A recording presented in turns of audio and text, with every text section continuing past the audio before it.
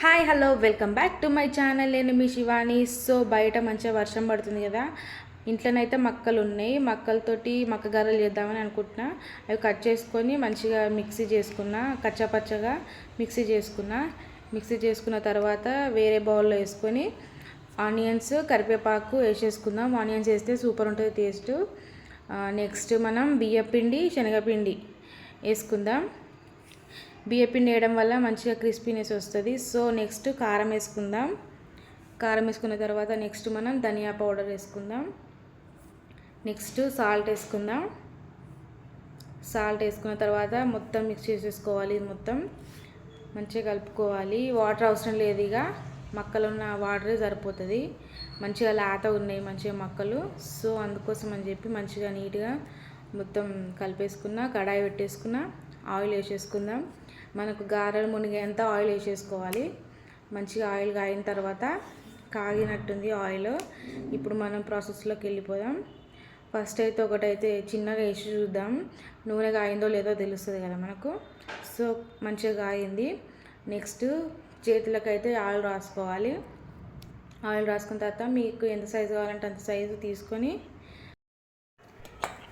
అరచేయిలో వేసుకున్న తర్వాత మంచిగా ప్రెస్ చేసుకోవాలి. నిదానంగా చేసుకున్న తర్వాత దాన్ని ఆయిల్లో వేసేసుకోవాలి.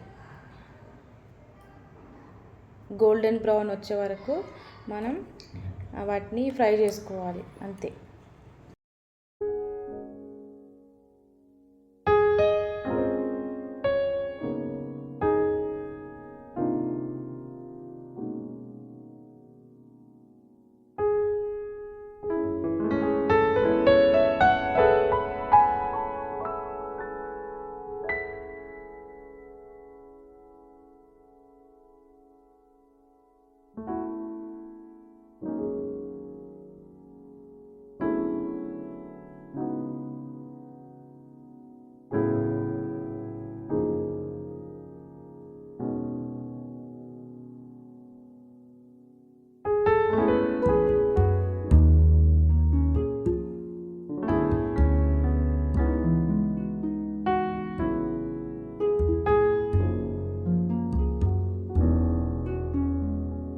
చూసిరుగా పర్ఫెక్ట్ మక్క గారెలు అయితే రెడీ అయిపోయినాయి. పైన క్రిస్పీగా లోపల సాఫ్ట్గా సూపర్ ఉన్నాయి.